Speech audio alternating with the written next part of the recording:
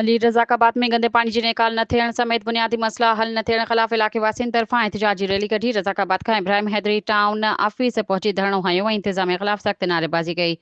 धरणे में मौजूद माण्हुनि करप्ट इंतज़ामिया हटाए मलिर बचाए फोटो सेशन बंद कयो जा नारा हणी रहिया हुआ।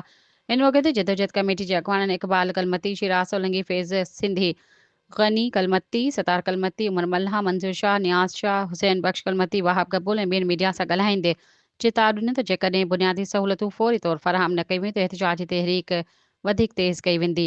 मुज़ाहिरीन जो वधीक छा चवणो आहे ॾिसूं था सामी मेमन जी हिन रिपोर्ट में। अस्सलाम वालेकुम जी। सब खां पहिरीं जेको असां शुक्रगुज़ार पंहिंजे साथियुनि जो जीअं त असां इहो जेको एहतिजाज कयो आहे। एहतिजाज जो असांजो मामिलो इहो आहे कि असां सेवरेज जो निज़ाम जेको तमामु गंदो थी चुको आहे। असां जेको आहे सो माना दरख़्वास्तूं ॾिनियूं आहिनि टाउन चेयरमैन खे। टाउन चेयरमैन असांखे रिसीवन करे ॾिनो आहे, लेकिन रिसीवन ते कोई अमल न थियो आहे। तंहिंजी वजह सां जेको आहे असां हिते टाउन गेट जेको आहे सो एहतिजाज कयो आहे।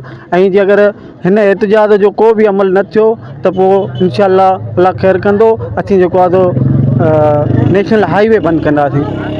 साईं असां पाकिस्तान पीपल्स पार्टी जे कारकुन थी रहिया आहियूं। इन खां मक़ामी माण्हू इन खे 1974 खां वोट पीपल्स पार्टी खे ॾींदा अचूं, पोइ बि असांजी नथा ॿुधनि।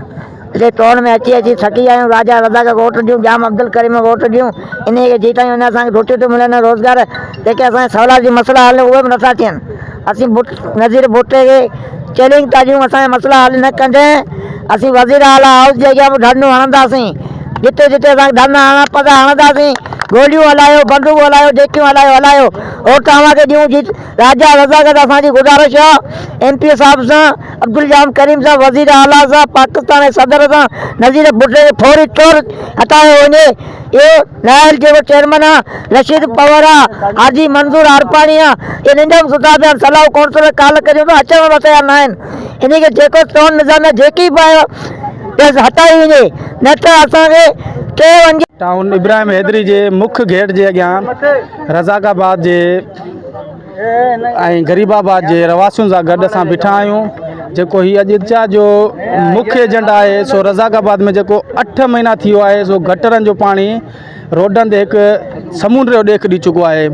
पर नाहिल टाउन इंतज़ामिया, नाहिल UC चौकुंडी इंतज़ामिया, को बि हिननि जो चूंडियल नुमाइंदो यूनियन कौंसिल जो या टाउन जो हिनमहिल ताईं रज़ाकाबाद में लड़ी न आयो आहे। हिननि जी करोड़े रुपया सालाना बजट आहे, किथे था ख़र्च कनि, किथे था ख़र्च कनि, का बि इहे चूंडियल नुमाइंदनि खे